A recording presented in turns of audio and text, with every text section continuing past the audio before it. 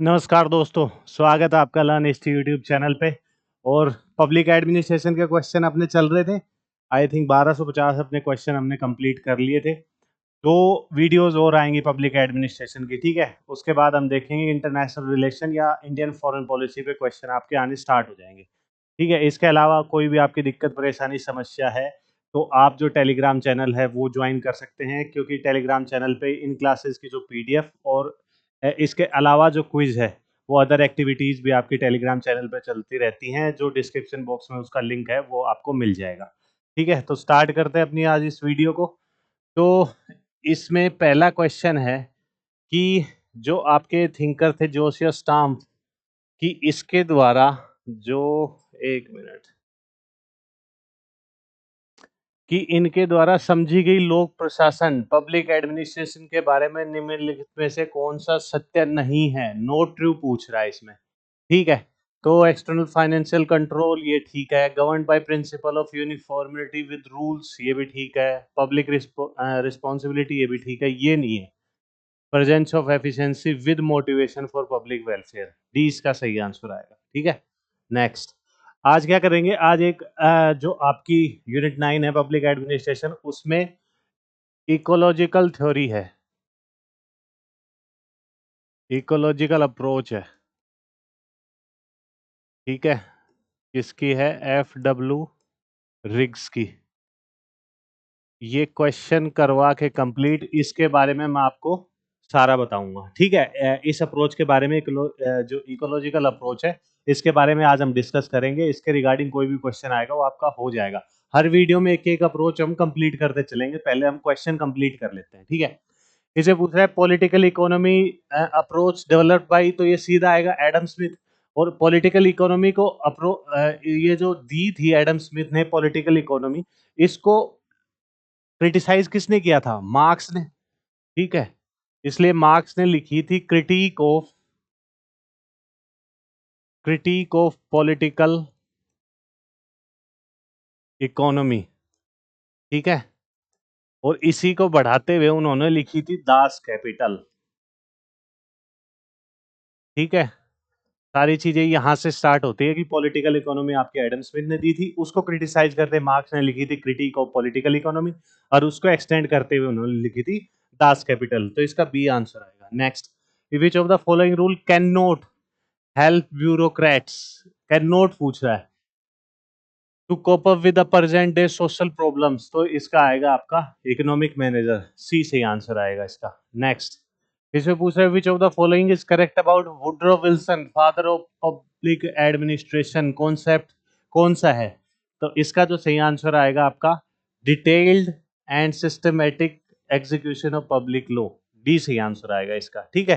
कि सार्वजनिक कानून का विस्तृत और व्यवस्थित निष्पादन, ठीक है। नेक्स्ट, इसमें पूछा है which of the following features are piece rate system of wage system, तो कौन कौन सा है आपका?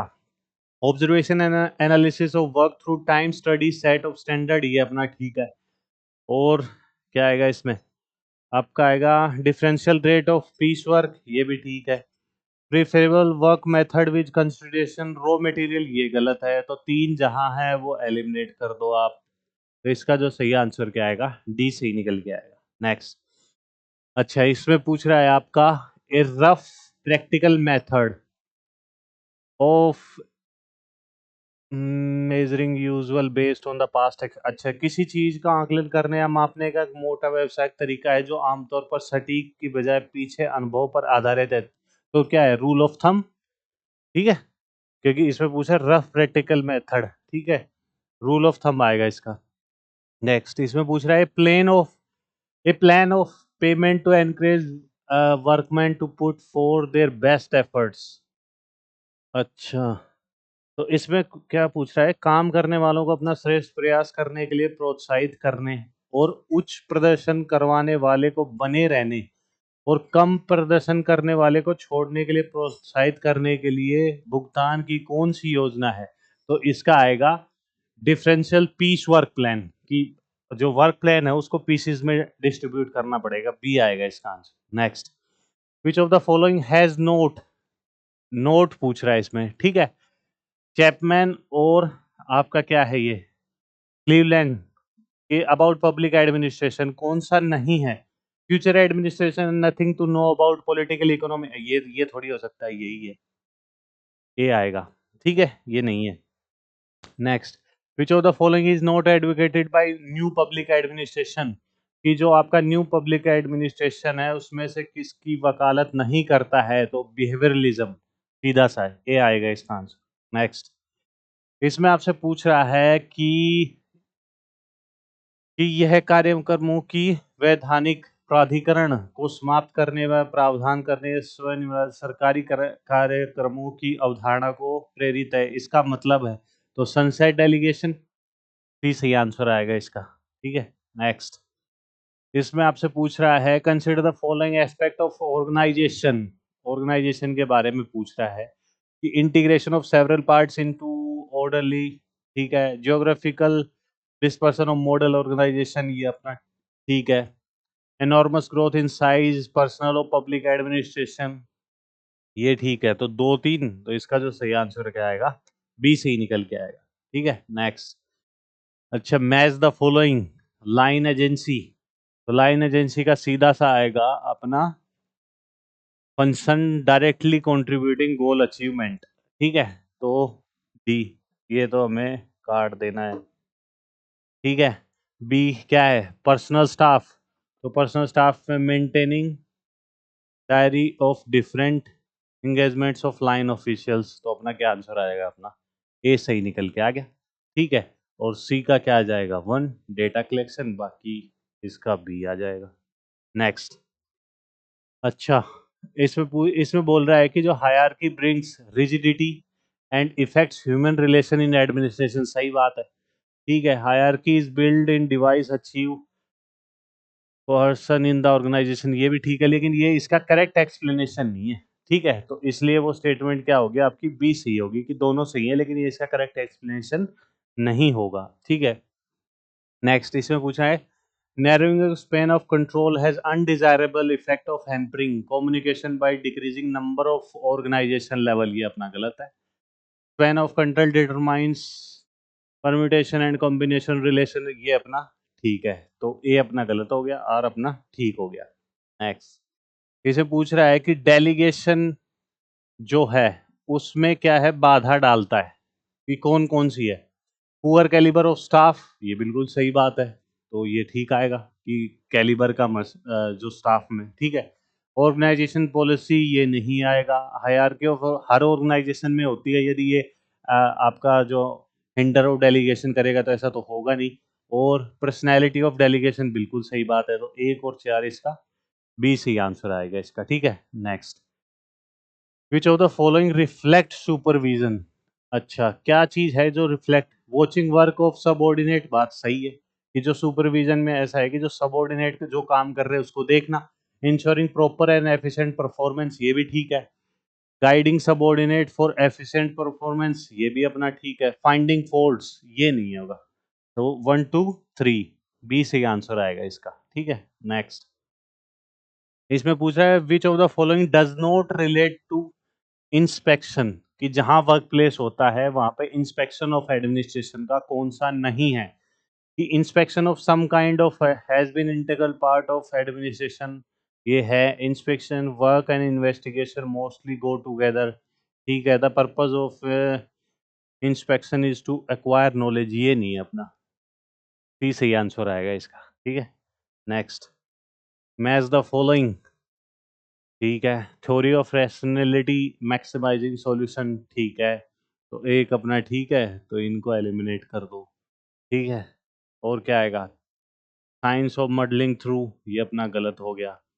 ठीक है, तो सीधा सा आंसर क्या निकल के आ गया अपना, ए सही आंसर निकल के आ गया। ठीक है, next, in this style the leader is authoritarian, task oriented, lies power from the authority position, levels his team is instruction and discipline, तो इसको क्या बोलते हैं, known as the leader style. This leader style is known as, ये आएगा A यहाँ, तो high level management style, A से आंसर आएगा इसका। ठीक है, नेक्स्ट, इसमें which of the following will help to reduce, अच्छा, जो राइवलरी और जो डिस्प्यूट है लाइन स्टाफ रिलेशनशिप में, उसको कम करने के लिए इसमें से कौन सा जो अपनाया जाता है कि अपॉर्चुनिटी टू एक्सचेंज रोल, ये भी अपना ठीक है जी। Training of line staff work और उसको वाइस वर्सा, ये भी ठीक है। और स्पेशल पे टू, ये नहीं है। डिपार्टमेंटलाइजेशन 1 और 2, इसका क्या आएगा? सही आंसर आएगा, ए सही आंसर आएगा। नेक्स्ट, इसे पूछ रहा है जो अकाउंटेबिलिटी है ना, उसका क्या है, प्रतिकूल क्या है? तो डेलीगेट अथॉरिटी, अथॉरिटी है सीधी सी, डेलीगेटेड अथॉरिटी, डी से आंसर आएगा, बेसिक है। Next, when the task is broadly set leaving to the delegate now he could work out details is known as, क्या बोलते हैं? तो जर्नल डेलीगेशन, सिंपल सा है, सी आएगा इसका आंसर। नेक्स्ट, अच्छा स्टेटमेंट किसकी है कि following author attach more important to the structure rather than personal organisation? तो स्ट्रक्चर तो आपका क्या आएगा? ल्यूथर गुलिक, जिन्होंने क्या दिया था? पोस्ट कॉर्ब, जो 7 प्रिंसिपल है। वर्ड भले ही इसमें 8 हो, लेकिन प्रिंसिपल आपके क्या है? इसमें 7 है, ये आपको ध्यान रखना है। ठीक है, नेक्स्ट पे चलते हैं। Hierarchy has been described as a scalar process, ये किसने कहा था? तो इसका जो आएगा आपका आपका सी सही आंसर आएगा, मोनी एंड रिली। ठीक है, next, which of the following is not true? कौन सा ट्रू नहीं है? क्वेश्चन को ध्यान से पढ़ना है अपना। तो has a operational ability, stand thought facilitation, decide organisation goals.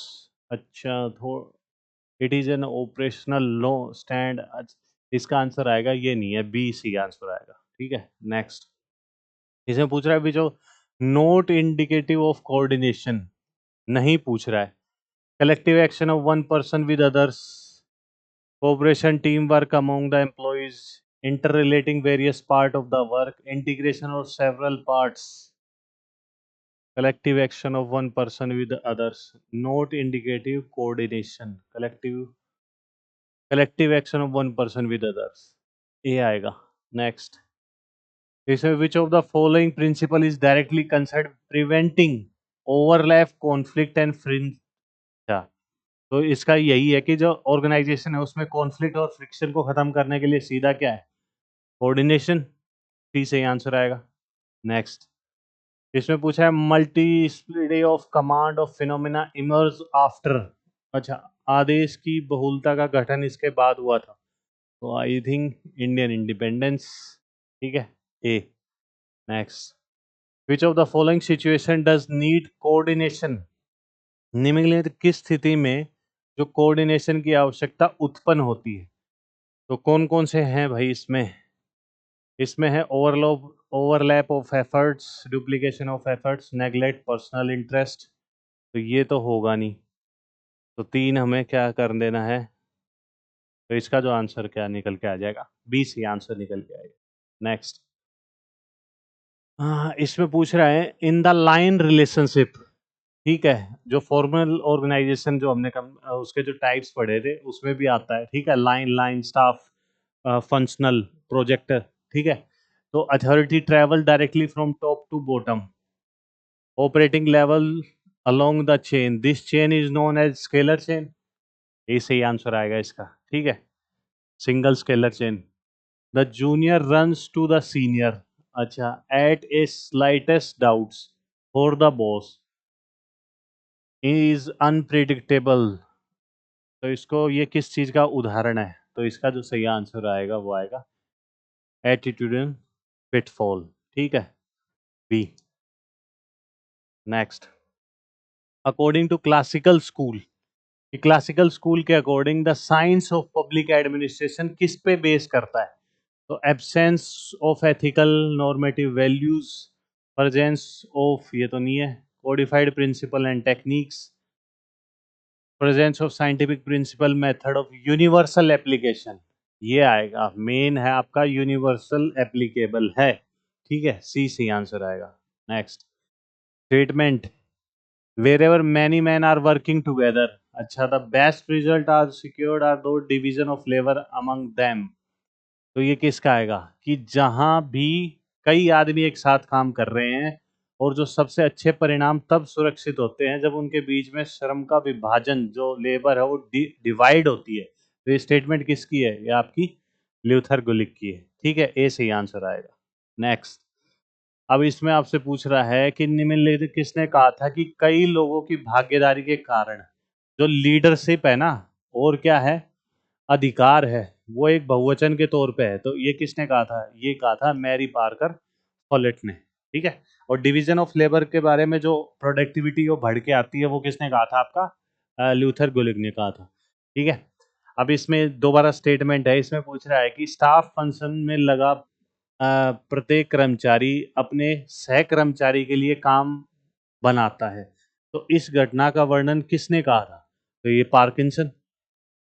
ए सही आंसर आएगा, डायरेक्ट स्टेटमेंट है। ठीक है, स्टेटमेंट को आपको क्या है कि या तो आपको नोट डाउन कर लो, ठीक है, या वीडियोस का आप स्क्रीनशॉट लेके रख लो और उनको बार बार आपको रिवाइज करना पड़ेगा, तब आपको स्टेटमेंट थोड़ी याद रहेंगी। ठीक है, अब इसमें क्या पूछ रहा है? दोबारा स्टेटमेंट है। अच्छा, ये किसकी है? Source and future of features of authority. तो authority was from the below, it arises from the acceptance of the authority supervised by the lower management in the scalar chain। ठीक है, और क्या है? The acceptance many morals blend with those attributed। Chester Barnard आएगा इसका answer, D C answer आएगा। ठीक है, नेक्स्ट, इसमें पूछ रहा है following method can be administrator adopted in the crisis situation. अच्छा, जो क्राइसिस सिचुएशन होती है वहां पे कौन सा मेथड अडॉप्ट किया जाता है? Acting within the jurisdiction authority, adopting gang plank from the information impeded supervisor, obtaining higher ups. ये तो acting within the jurisdiction of authority नहीं है। Obtaining order of higher ups, obtaining तत्काल वरिष्ठ में सूचित करने के बाद। तो इसका जो सही आंसर आएगा, डी सही आंसर आएगा इसका। ठीक है, नेक्स्ट, स्टेटमेंट फिर से। एक पूर्णतः विकसित नौकरशाही प्रशासन गैर नौकरशाही के रूप में एक साथ उसी संबंधित में खड़ा होता है जिस तरह मशीनरी के उत्पादन में गैर यांत्रिक तरीकों से होता है। तो ये स्टेटमेंट किसकी है? आपकी मेयो की है। ठीक है, एल्टन मेयो। नेक्स्ट, इसमें पूछ रहा है which one of the following coordinate Chester Barnard is note a condition for acceptance of communication by organization member a authoritative।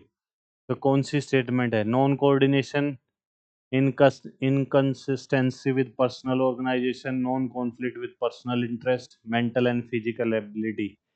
तो इसका जो सही आंसर आएगा वो आएगा सी सही आंसर आएगा। नोट पूछ रहा है इसमें। ठीक है, the principle of span of control has under revision due to high degree of unionization. ठीक है, increase resource automation, high level of education. तो इसमें क्या आएगा आपका? इसका आएगा increase resort of automation and mechanization. ठीक है, नेक्स्ट, इसमें पूछ रहा है कि तो पब्लिक चॉइस स्कूल है ना, वो सेट ए कॉन्सेप्ट ऑफ क्या है? तो इसका आएगा पब्लिक चॉइस आएगा, तो आपका क्या आएगा? डेमोक्रेटिक एडमिनिस्ट्रेशन, सीधा सा है। ठीक है, नेक्स्ट, अब इसमें क्या पूछ रहा है आपका? Which of the following are true regarding the span of control के बारे में सही पूछ रहा है आपका। ठीक है, तो इसमें क्या आएगा? Person refers to work who is supervised, नहीं। फंक्शन मीन सुपरवाइजर फंक्शन, ये ठीक है। Age refer to age of the supervisor, space ये गलत है। तो आपका आंसर क्या आएगा? 2 और 3 आएगा। ठीक है, इसके अलावा अब क्या है कि मैंने आपको बताया था कि जो फ्रेड डब्ल्यू रिग्स की जो अप्रोच है, एक तो ये अमेरिका से बिलोंग करते थे। ठीक है, अमेरिकन थे। तो और इनकी जो इकोलॉजिकल अप्रोच है, ये आपकी डायरेक्ट सिलेबस में दी गई है। तो इसके बारे में आज हम थोड़ा सा डिस्कस कर लेते हैं कि इकोलॉजिकल अप्रोच पे कोई भी क्वेश्चन आपका बनता है तो वो गलत नहीं होगा। ठीक है, तो 1 मिनट,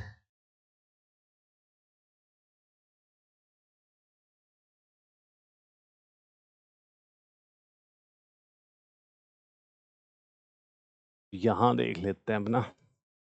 जब भी हम देखते हैं इकोलॉजिकल अप्रोच को, ठीक है, तो ये किसने दी थी? आपके FW रिग्स, जो क्या थे? अमेरिकन थे। ठीक है, और ये जो अप्रोच थी इसका एम क्या था? ये क्यों दी थी इन्होंने? स्टडी करना, studies interaction of environment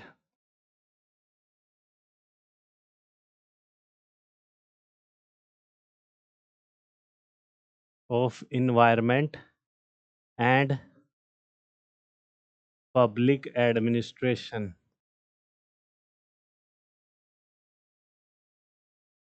and how they impact each other.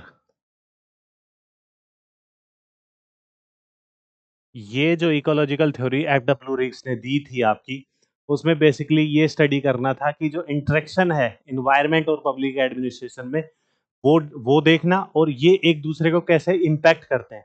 ठीक है, जब भी हम इकोलॉजिकल वर्ड देखते हैं तो हमारे दिमाग में सीधा क्या आता है? साइंस का, साइंस के रिगार्डिंग, इन्वायरमेंट के रिगार्डिंग। तो इन्वायरमेंट के रिगार्डिंग यही नहीं होता कि ग्लोबल वार्मिंग हो गया, ठीक है, या आपके ओजोन लेयर से हो गया। तो इन्वायर यहाँ स्पेसिफिकली इन्वायरमेंट की बात कर रहा है, और इन्वायरमेंट किसी भी चीज का हो सकता है। ठीक है, एक एग्जाम्पल से मैं आपको समझाने की कोशिश करूंगा कि मान के चलो एक गांव है, ठीक है, गांव में खेती होती है। तो मान के चलो आपको ये बोला जाए कि उस खेती की जो प्रोडक्टिविटी है वो आपको बढ़ानी है। ठीक है, अब यहीं पे जब खेती की प्रोडक्टिविटी बढ़ानी है तो यहीं पे यदि हम जो ट्रेडिशनल अप्रोच लगाते हैं, हम मान के चलो कि उस गांव की आपको बता दी जाए कि इस गांव में खेती होती है और खेती की प्रोडक्टिविटी आपको बढ़ानी है, और आप लगाते हो ट्रेडिशनल अप्रोच। तो ट्रेडिशनल जो अप्रोच आप लगाओगे उस गांव की खेती बढ़ाने के लिए, तो बेसिकली उसमें क्या लगाओगे? आप सीधा सा कहोगे कि ठीक है भाई, किसानों को अच्छे बीज प्रोवाइड कर दो, अच्छे फर्टिलाइजर प्रोवाइड कर दो, और जो मान लो खेतों की सुरक्षा के लिए उसके चारों ओर कवरिंग कर दो ताकि बाहर के जानवर उसको खराब वगैरह ना कर पाए। ठीक है, और अच्छी जो मशीनरी है वो दे दो। तो ये तो हो गया एक single sided, one dimensional traditional way हो गया आप प्रोडक्टिविटी बढ़ाने का। लेकिन वहीं पे इसी एस्पेक्ट में यदि उस गांव की खेती की प्रोडक्टिविटी बढ़ानी है तो इकोलॉजिकल अप्रोच FW रिग्स की हम लगाते हैं, तो यहाँ पे हमें क्या देखना पड़ेगा कि उस गांव की खेती का जो इन्वायरमेंट है वो कैसे इम्पैक्ट डालता है। इन्वायरमेंट का सिर्फ मतलब ये नहीं है कि धूप पानी से, इन्वायरमेंट का मतलब है social factor. Social factor, social factor का मतलब ये है कि वहां की क्या कंडीशन है, वहां जो जमीनें हैं वो किसके नाम है, उसके जो असली हकदार कौन है। ठीक है, वहां की जो जमीनें हैं वो किस हिसाब से हैं, कि ऐसा तो नहीं है कि छोटे छोटे टुकड़ों में या बड़े बड़े हेक्टेयर में है। ऐसा होता है कि ये तो आपको पता है कि यदि जमीन यदि छोटे छोटे टुकड़ों में होगा तो उसकी प्रोडक्टिविटी वैसे ही घटने लगती है। यदि बड़े चक में होती है कि जिसको हेक्टेयर में बोलते हैं, ठीक है, यदि उसमें है तो वो प्रोडक्टिविटी ऑटोमेटिक बढ़ने लगती है। ये हो गया आपका, क्या हो गया? सोशल फैक्टर हो गया। ठीक है, आपका पॉलिटिकल फैक्टर, पॉलिटिकल फैक्टर कि गवर्नमेंट, स्टेट गवर्नमेंट क्या स्कीम्स लेके आती है, ठीक है, किसानों के लिए किस टाइप के आपके जो इंश्योरेंस वगैरह, जो आपकी फसलों के लिए इंश्योरेंस वगैरह, ये सब चीजें प्रोवाइड करती है। ये भी एक इन्वायरमेंट है जो कि आपके जो वहाँ की जो फसल की प्रोडक्टिविटी है उसको इस इम्पैक्ट डालता है उस पर, उससे घटना या बढ़ना उस चीज पे भी आप पे वो होती है कि अवेयरनेस के जो प्रोग्राम होते हैं कि कब आपको जो खेती स्टार्ट करनी चाहिए, और प्रॉपर आपकी इंफॉर्मेशन प्रोवाइड की जाए कि इस टाइम पे बारिश होगी, इस टाइम पे बारिश नहीं होगी।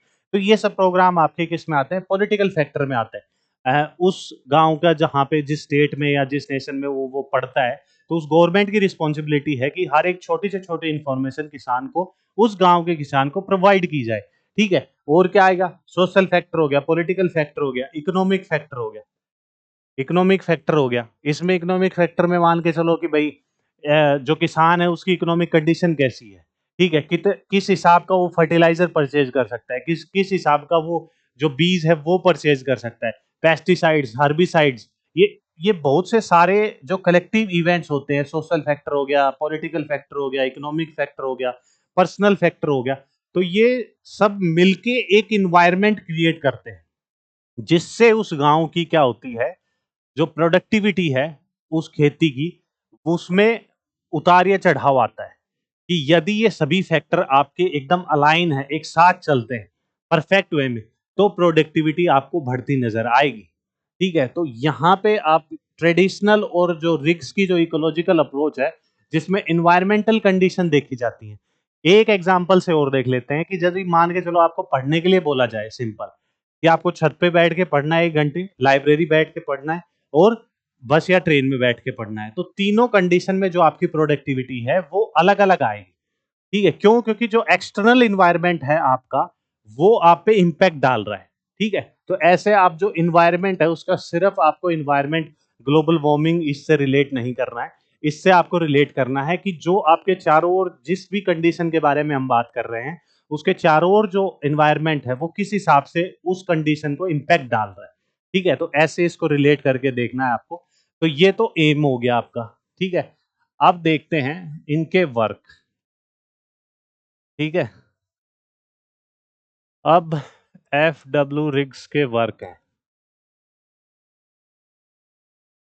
इसमें जो पहला इनका जो वर्क है वो है the ecology of public administration, जो कब का है इनका, 1961 का है। दूसरा है इनका एडमिनिस्ट्रेशन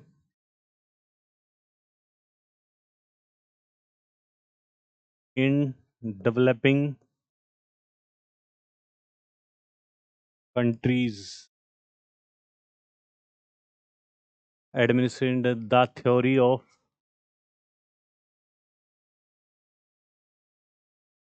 प्रिज्मेटिक सोसाइटी। ये इनका जो वर्क है ये है 1964 का। ये दोनों ही वर्क आपको ध्यान रखने हैं। ठीक है, अब इसमें क्या है कि जो आपके ये जो वर्क है, administration in developing countries theory of prismatic society, इसमें क्या है कि ये 3 टाइप की सोसाइटीज की बात करते हैं। ठीक है, जिसमें से क्या करते हैं, ये वर्क आपको ध्यान रखने हैं, नोट डाउन कर सकते हैं। अब ये 3 टाइप की सोसाइटीज की बात करते हैं, और उन 3 टाइप की सोसाइटीज को डिफाइन करने के लिए ये 3 मॉडल लेके आते हैं। ठीक है, जिसमें से पहला आपका क्या आएगा, आपका पहला मॉडल आएगा फ्यूज्ड सोसाइटी। फ्यूज सोसाइटी बोल लो या फ्यूज्ड मॉडल बोल लो। ठीक है, फ्यूज्ड मॉडल का मतलब ये है कि अंडर डेवलप्ड सोसाइटी। ठीक है, फ्यूज सोसाइटी का मतलब यहां पे है कि अंडर डेवलप्ड सोसाइटी। ठीक है, और इसमें क्या लेते हैं, वो एग्जांपल लेते हैं किसका, स्टडी, एक हिसाब से स्टडी करते हैं वो चाइना और थाईलैंड। अर्ली चाइना और थाईलैंड के बारे में बात करते हैं, जहां पे मतलब क्या था कि सारा ही एग्रीकल्चर बेस्ड था। ठीक है, और वहां पे कुछ ज्यादा इंडस्ट्रियलाइजेशन वगैरह ये नहीं था। अर्ली चाइना की बात करते हैं। ठीक है, और थाईलैंड की। तो इसमें क्या बताते हैं फ्यूज्ड मॉडल में, फ्यूज्ड मॉडल को, जिसमें वो दर्शाते हैं अंडर डेवलप्ड सोसाइटी, और एग्जाम्पल लेते हैं चाइना और थाईलैंड का। क्यों? क्योंकि मैं ये कंट्री इसलिए बता रहा हूं आपको, क्योंकि ये भी आपसे डायरेक्ट यदि क्वेश्चन बनता है तो वो पूछ सकते हैं कि फ्यूज मॉडल में वो कौन सी कंट्रीज का एग्जांपल सेट करते हैं, या किस जो कंट्री जो हैं उनको स्टडी करते हैं, जिसके हिसाब से फ्यूज मॉडल में अंडर डेवलप्ड सोसाइटी के फीचर्स बताते हैं। ठीक है, तो इनको स्टडी करते हैं वो। तो इसमें क्या करते हैं वो फीचर्स बताते हैं, जो फ्यूज्ड मॉडल में अंडर डेवलप्ड सोसाइटीज की, मेनली चाइना और थाईलैंड के फीचर बताते हैं। तो इसमें क्या हो गया, इसमें पहले ही हो गया कि अंडर डेवलप्ड है, तो क्या आएगा, जो पुराने जो ओल्ड कस्टम्स हैं, ओल्ड कस्टम बेस्ड होगा। ठीक है, ओल्ड कस्टम बेस्ड होगा तो भाई एग्रीकल्चर बेस्ड होंगे, एग्रीकल्चर बेस्ड सोसाइटी होगी। अब एग्रीकल्चर बेस्ड सोसाइटी होगी तो बेसिक से क्या है, इंडस्ट्रियलाइजेशन नहीं होगा, इंडस्ट्रियलाइजेशन नहीं, नो इंडस्ट्रियलाइजेशन। और यदि नो इंडस्ट्रियलाइजेशन है, नो एग्रीकल्चर है, तो क्या होगा आपका? बार्टर सिस्टम होगा। ऐसा तो है नहीं कि भाई ये एग्रीकल्चर करते, एग्रीकल्चर सोसाइटी बेस्ड है और इंडस्ट्रियलाइजेशन नहीं है और वहाँ पे बिटकॉइन से ट्रेड करते हैं, ऐसा थोड़ी होगा। सीधी सी बात है, जब ये सारी चीजें हैं तो अब बार्टर सिस्टम होगा। ठीक है। और जो सोसाइटी है, ये आप नोट डाउन कर लेना, जो फीचर्स हैं, अब ये सारी चीजें इंटरलिंक हैं, तो अब ये भी चीज देखनी पड़ेगी कि वहां पे कंडीशन क्या है। या तो रॉयल फैमिली होगी जो इस कंट्रीज को रूल करती होंगी, या किंग सिस्टम वगैरह, ये सब होगा। ठीक है। तो फ्यूज सोसाइटी, जिसको सीधा सा आपको एक वर्ड में डेवलप्ड सोसाइटीज के बारे में बात किया जाता है, उसके बाद आप समझ जाओगे। लेकिन कंट्री जो है, ये आपको ध्यान रखना है कि किस कंट्रीज को मेंशन करते हुए फ्यूज सोसाइटी में अंडर डेवलप्ड मॉडल में अंडर डेवलप्ड सोसाइटी के वो फीचर्स बताते हैं। ठीक है। पहला हो गया फ्यूज मॉडल। ठीक है। दूसरा क्या है अपना? आपका दूसरा है डिफ्रेक्टेड। Diffracted model. ठीक है। डिफ्रेक्टेड मॉडल में क्या लेते हैं वो? Developed society. अब डेवलप्ड सोसाइटी की बात कर रहे हैं और वो अमेरिकन है, तो ऐसे तो हो नहीं सकता, वो किसी और का लेंगे एग्जाम्पल, वो यूएस का ही लेंगे। ठीक है। क्योंकि यहाँ पे क्या है कि सीधा सा क्या है, डिफ्रेक्टेड मॉडल में डेवलप्ड सोसाइटी के बारे में बात करते हैं और वो स्टडी करते हैं यूएस को, तो यूएस को बढ़ा चढ़ा के बोलेंगे। ठीक है। यदि आज जिंदा होते हैं डब्ल्यू रिक्स, तो ये नहीं बोलते कि मैं इतनी बढ़िया डेवलप्ड सोसाइटी में रहता हूँ जहाँ पे हर सिटीजन के हाथ में गन है। ठीक है। जहाँ पे प्रेसिडेंट को असासिनेशन का अटेम्प्ट किया जाता है। ठीक है। तो डिफ्रेक्टेड मॉडल में क्या फीचर्स बताते हैं वो, कि क्या है, जो डायनेमिक सोसाइटी है। ठीक है। पहली चीज डायनेमिक सोसाइटी है। ठीक है। रूल ऑफ लॉ होगा। ठीक है। और क्या होगा? जो गवर्नमेंट है वो क्या होगी? रिस्पॉन्सिव होगी। तो मतलब बेसिकली वो सारे फीचर जिसमें सारे ही, मतलब यूएस का यदि डेवलप्ड सोसाइटी बता दिया, तो बेसिकली उसको ज्यादा बढ़ा चढ़ा के वो बताएंगे। ठीक है। कि वहाँ पे सब कुछ परफेक्ट है, डायनेमिक सोसाइटी है, रूल ऑफ लॉ है, गवर्नमेंट रिस्पॉन्सिव है। ठीक है। कि सारी चीज़ें लॉ के अकॉर्डिंग वगैरह चलती हैं। तो बेसिकली आपको डिफ्रेक्टेड मॉडल आते ही आपके दिमाग में आना चाहिए डेवलप्ड सोसाइटी, और डेवलप्ड सोसाइटी में वो एग्जाम्पल देते हैं यूएस का। ठीक है। नेक्स्ट, लास्ट मॉडल है, लास्ट मॉडल है अपना प्रिज्मेटिक मॉडल। ठीक है। जिसमें वो क्या देते हैं, ये बताते हैं कि डेवलपिंग सोसाइटी, डेवलपिंग सोसाइटी, इसमें वो किस कंट्रीज का एग्जांपल लेते हैं? वो लेते हैं थाईलैंड का और फिलीपींस का। ठीक है।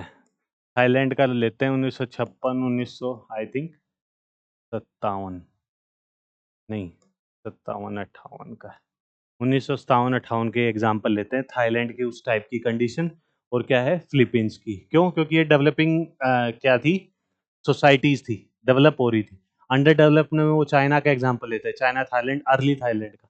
लेकिन अब ये 1956 57 58 में थाईलैंड और फिलीपींस का एग्जांपल लेते हैं।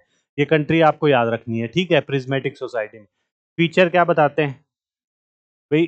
फीचर की सीधी सी बात है कि या तो कंट्री डेवलप्ड होगी या अंडर डेवलप्ड होगी। डेवलपिंग में क्या है कि दोनों का मिक्सचर होगा, कि उसमें आपको कुछ फीचर डेवलप्ड कंट्रीज के भी मिलेंगे, कुछ कुछ फीचर उनके अंडर डेवलप्ड जो सोसाइटीज हैं उनके भी मिलेंगे। तो इसमें फीचर क्या आएंगे इन सोसाइटीज के? तो मिक्सअप, पहली बात तो मिक्सअप है ये किसका?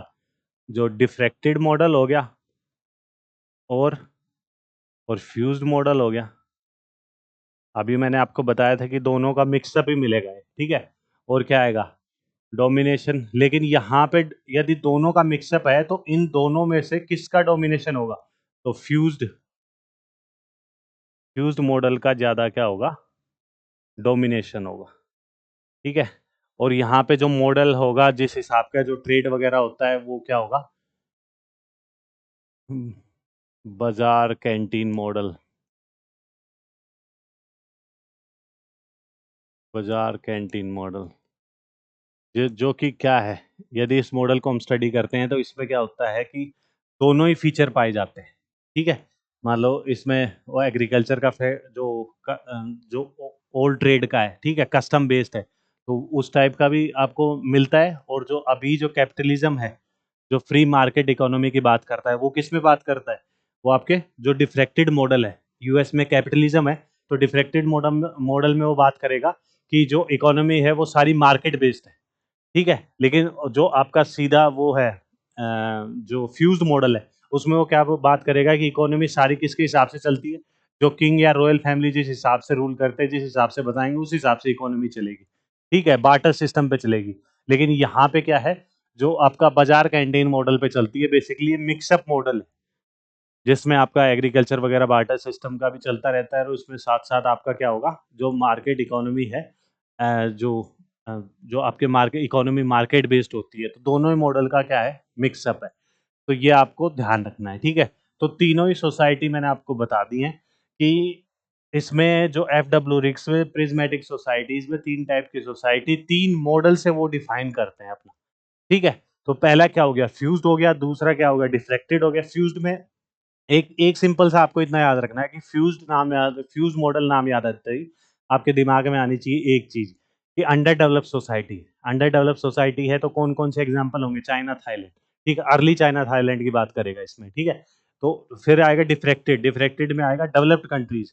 तो उनका, अब वो एफ डब्ल्यू रिक्स कहाँ से बिलोंग करते हैं, अमेरिका से बिलोंग करते हैं, तो यूएस का एग्जाम्पल लेंगे डेवलप्ड सोसाइटीज के। ठीक है, और प्रिज्मेटिक मॉडल में क्या होगा, मिक्सअप होगा, कि डेवलपिंग सोसाइटीज है, अभी डेवलप हो गई हैं, अंडर डेवलप से डेवलपिंग हो गई हैं, और ये किस तरफ जा रही है, डेवलप्ड होने के लिए जा रही है। तो डेवलपिंग जो सोसाइटीज है, जिसमें 1957-58 की बात करता है, जिसमें फिलीपींस और थाईलैंड का एग्जांपल लेता है, तो उसी से आपके ऑटोमेटिक आपके फीचर्स याद आ जाएंगे। ठीक है, तो ऐसे ही हर वीडियो में एक अप्रोच में लेके कवर कर लेंगे। ठीक है, ऐसे पब्लिक एडमिनिस्ट्रेशन की कुछ कुछ अप्रोचेज है जो कि इंपॉर्टेंट है, वो हर वीडियो में एक अप्रोच में आपको एक्सप्लेन कर दिया करूंगा। ठीक है, एग्जाम की तैयारी अपना करते रहें। एग्जाम होगा नहीं होगा अभी किसी को नहीं पता है, क्योंकि अभी तक जो सुप्रीम कोर्ट की वर्डिक्ट आई वो जो नीट एग्जाम के लिए आई है, यूजी के लिए देखते हैं अभी क्या रहता है। और यदि वर्डिक्ट आती है कि एग्जाम लीक था और दोबारा से आपका पेपर होता है, तो फिर आपको पढ़ने के लिए टाइम नहीं मिलेगा। अभी अपना रिवीजन करते चलो। All the very best, thank you.